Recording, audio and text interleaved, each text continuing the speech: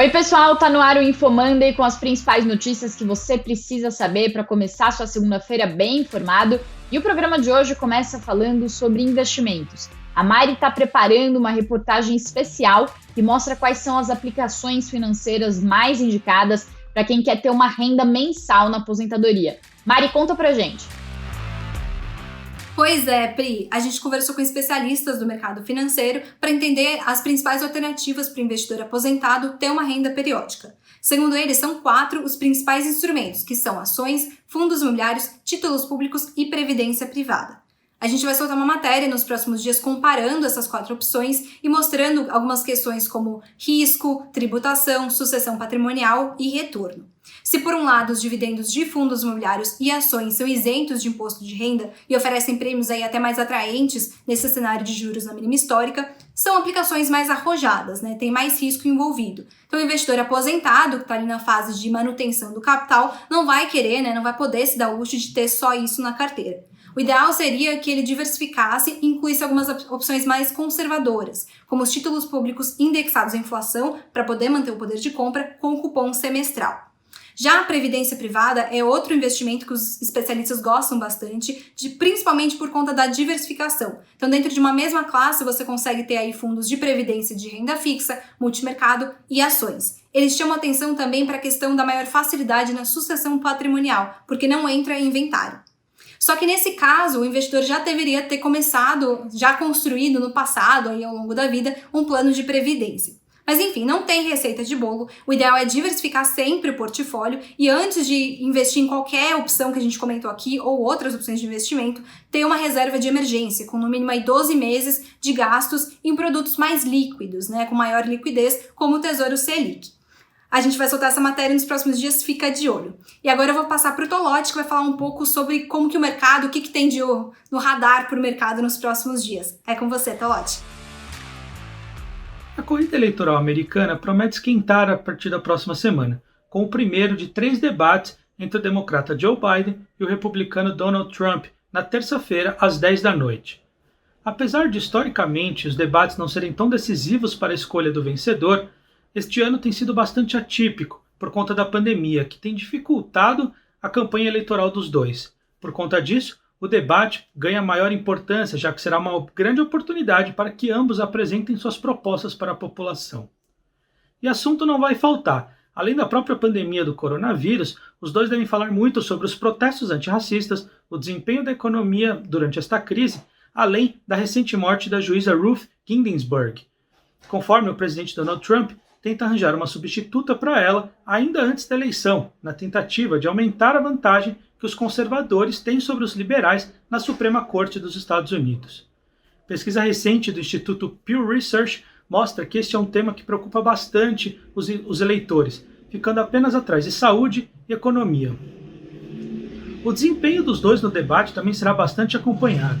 De um lado, Donald Trump tem fama de falar bastante e gostar de atacar os seus adversários, mas seu desempenho não é considerado muito bom nos debates. Do outro, Joe Biden teve uma performance muito ruim nos debates das primárias democratas, mas chegou a surpreender em seus embates diretos contra o senador Bernie Sanders.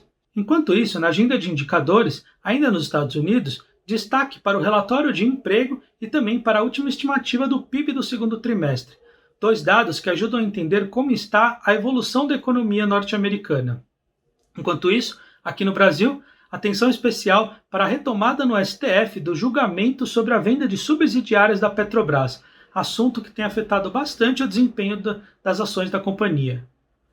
Agora o Marcos vai falar um pouquinho para a gente como está a política na semana. Fala aí, Marcos. Bom, e na política, 2 assuntos devem chamar bastante atenção na semana.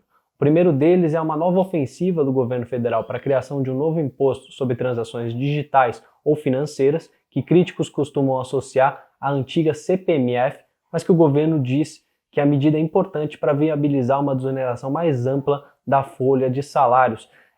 O tema, essa movimentação do governo, coincide com o momento em que o Congresso Nacional se prepara para analisar uma série de vetos presidenciais. Tem sessão marcada para a próxima quarta-feira, ela pode ser adiada como foi outras vezes, mas entre os itens que podem ser discutidos na sessão estão justamente um veto do presidente Jair Bolsonaro a prorrogação da desoneração da folha de salários para 17 setores específicos da economia.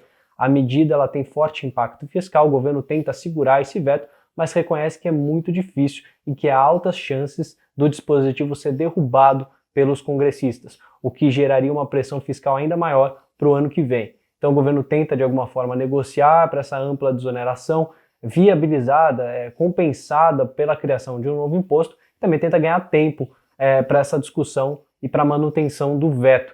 Outro tema bastante importante na semana é justamente o julgamento no Supremo Tribunal Federal de uma reclamação do Senado Federal sobre a possibilidade da Petrobras vender refinarias sem o aval do parlamento. O Senado Federal alega que o governo federal, dessa forma, tenta driblar a norma que determina que os parlamentares avaliem e deem um aval para venda de estatais, para processos de privatização.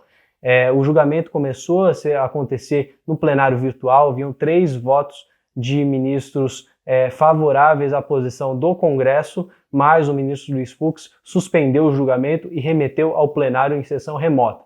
Ou seja, a partir da próxima quarta-feira, o julgamento começa do zero e todos os votos têm que ser proferidos novamente. O assunto é muito importante porque pode definir rumos para a política de privatizações do governo federal. Outro assunto muito importante é o Pix nas empresas, que a Priscila vai contar um pouquinho melhor. Oi, Marcos. No dia 5 de outubro, sem ser essa segunda-feira a outra, começa o cadastro no Pix, que é o novo sistema de pagamento instantâneo do Banco Central, que vai permitir fazer transferências 24 horas por dia, 7 dias por semana, inclusive nos finais de semana e nos feriados.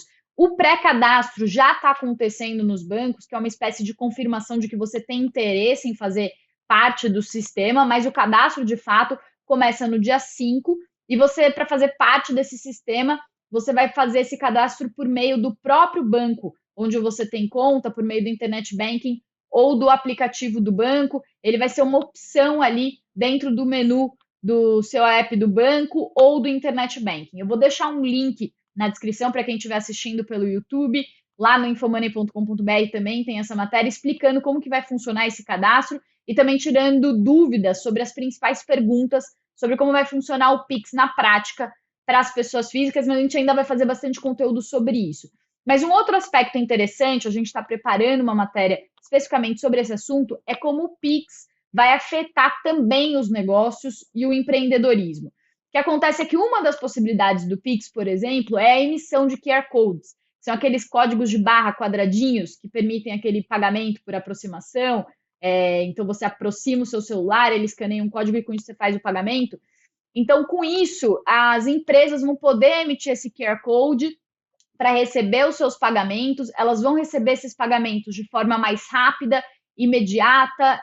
A confirmação desse pagamento vai vir mais rápido porque a transferência é instantânea e isso deve provocar uma verdadeira revolução no mundo dos negócios, pode reduzir custos para as empresas, pode reduzir custos na ponta final para o consumidor e pode, inclusive, afetar outros negócios. A gente conversou com alguns especialistas que avaliam que alguns negócios, como é o caso das bandeiras de cartões e dos adquirentes, que são os donos da maquininhas de cartão, podem estar ameaçados com essa nova tecnologia que surge. Então, acompanhem, assim que sair a matéria eu coloco o link aqui para vocês. E é isso, galera. Esse foi mais um Info Monday com as principais notícias sobre economia, finanças, política, tudo que você precisa saber para começar a sua semana bem informado. Você encontra aqui e no infomoney.com.br. Obrigada pela companhia mais uma vez. Até a semana que vem. Tchau, tchau.